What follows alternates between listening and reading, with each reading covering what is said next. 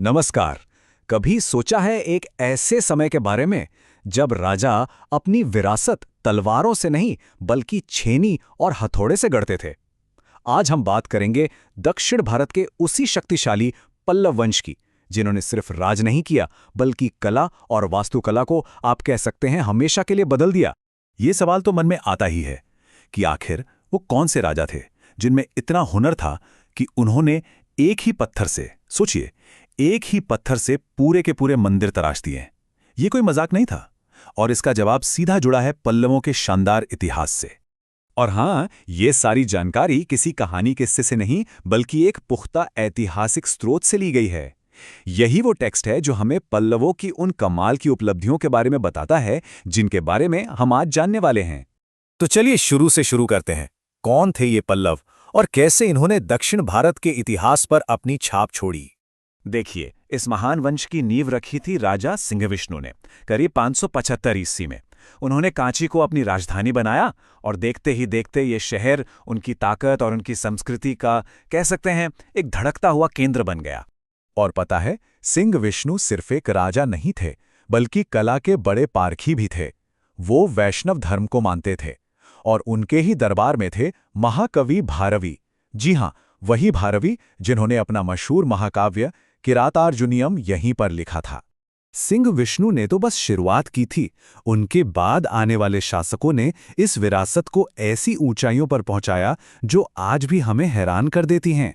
तो चलिए मिलते हैं पल्लव वंश के कुछ सबसे महान राजाओं से। पल्लव इतिहास ना महान शासकों से भरा पड़ा है। ये देखिए, महेंद्र वर्मन प्रथम, जिन्हें कलाकार राजा भी कहते थे। फिर आए नरसिंह वर्मन प्रथम, जो एक महान योद्धा थे। और भी कई नाम हैं। हर एक ने इस वंश की विरासत को और मजबूत किया। तो सबसे पहले बात करते हैं महेंद्र वर्मन प्रथम की। इतिहास में इन्हें कलाकार राजा के नाम से जाना जाता है। और क्यों न जाना जाए, कहते हैं इनकी दिलचस्पी लड़ाई से ज्यादा कला में थी, साहित्य में थी। और सबसे दिलचस्प बात तो ये है कि एक राजा होकर भी उन्होंने मत्वविलास प्रहसन नाम का एक व्यंग्य नाटक लिखा था। सोचिए जरा, ये दिखाता है कि वो कितने रचनात्मक और बुद्धिमान थे। अच्छा, महेंद्र वर्मन के बाद गद्दी पर बैठे उनके बेटे नरसिंह वर्मन प्रथम, और ये अपने पिता से, कह सकते हैं, बिल्कुल अलग थे। ये एक जबरदस्त योद्धा और रणनीतिकार थे जिन्होंने पल्लव साम्राज्य को बहुत दूर तक फैलाया। और याद है वो शुरू वाला सवाल कि किसने एक पत्थर से मंदिर तराशे? तो जवाब यही है, वो थे नरसिंह वर्मन प्रथम, जिन्होंने महाबलीपुरम के वो मशहूर रथ बनवाए। ये कोई ईंट पत्थर जोड़कर नहीं बने हैं, बल्कि एक ही विशाल चट्टान को काटकर तराश कर बनाए गए हैं। वास्तुकला का एक जीता जागता अजूबा। उनकी लड़ाइयों में जीती हुई धाक के चलते उन्हें एक उपाधि मिली थी, वातापी कोंड। इसका सीधा सा मतलब है वातापी का विजेता। ये उपाधि उनके सबसे बड़े दुश्मन चालुक्यों पर उनकी जबरदस्त जीत को दर्शाती है। चलिए अब आगे बढ़ते हैं और बात करते हैं नरसिंह वर्मन द्वितीय की। इन्हें एक महान बिल्डर या निर्माता के तौर पर याद किया जाता है। इनके समय में काफी शांति थी, तो इन्हें मौका मिला कि वो अपना पूरा ध्यान कला और वास्तुकला पर लगा सकें, और इन्होंने वाकई एक नई शैली को जन्म दिया। इनकी उपाधियां ही देखिए, उनसे ही इनके व्यक्तित्व का पता चल जाता है। राज सिंह मतलब राजाओं में शेर, आगम प्रिय यानी जिसे शास्त्रों से प्यार हो, और शंकर भक्त यानी शिव का परम भक्त। क्या बात है! और यहीं से एक बहुत बड़ा, एक क्रांतिकारी बदलाव आया। नरसिंह वर्मन द्वितीय के समय में ही द्रविड़ शैली की मंदिर वास्तुकला की शुरुआत हुई। जी हां, ये वही स्टाइल है जो आज भी दक्षिण भारत के लगभग हर मंदिर में दिखाई देता है। इनके दौर के दो सबसे शानदार उदाहरण देखने हैं तो वो हैं कांची का कैलाशनाथ मंदिर और महाबलीपुरम का शोर टेम्पल। ये दोनों मंदिर द्रविड़ आर्किटेक्चर के शुरुआती और सबसे खूबसूरत नमूनों में से एक हैं।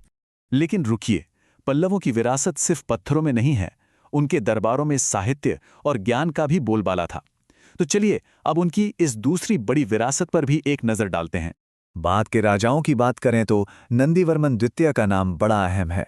इन्होंने अपने पूर्वजों की मंदिर बनाने की परंपरा को सिर्फ आगे ही नहीं बढ़ाया, बल्कि उसे और भी शानदार बनाया। पल्लव दरबार में कला और भक्ति का एक अद्भुत संगम था। सोचिए, एक तरफ नंदीवर्मन द्वितीय कांची में मुक्तेश्वर और वैकुंठ पेरुमल जैसे भव्य मंदिर बनवा रहे हैं, तो वहीं दूसरी तरफ उन्हीं के दौर में कवि दंडिन और संत तिरुमंगई अलवार जैसे महान लोग साहित्य और भक्ति को एक नई पहचान दे रहे थे। अब हर महान साम्राज्य की कहानी की तरह पल्लवों के दौर का भी अंत हुआ, लेकिन उनकी विरासत वो आज भी जिंदा है। तो देखते हैं कि इस शानदार कहानी का आखिरी पन्ना कैसे लिखा गया। पल्लव वंश के जो आखिरी शासक थे, उनका नाम था अपराजित वर्मन, और उनके साथ ही दक्षिण भारत पर लगभग 300 साल तक चलने वाला एक सुनहरा दौर खत्म हो गया। लेकिन क्या ये सच में अंत था? नहीं, उनका राज खत्म हुआ, उनकी कहानी नहीं। पल्लवों की असली विरासत तो उनकी कला और वास्तुकला है।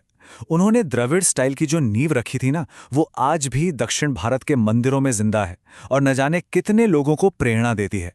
तो आखिर में ये सवाल तो बनता है कि पल्लवों का सबसे बड़ा तोहफा क्या था? उनकी वो बेजोड़ वास्तुकला जिसने पत्थरों को भी जिंदा कर दिया, या फिर वो शानदार साहित्य जिसने संस्कृति को एक नई दिशा दी? शायद इसका जवाब इन दोनों के मेल में ही छिपा है।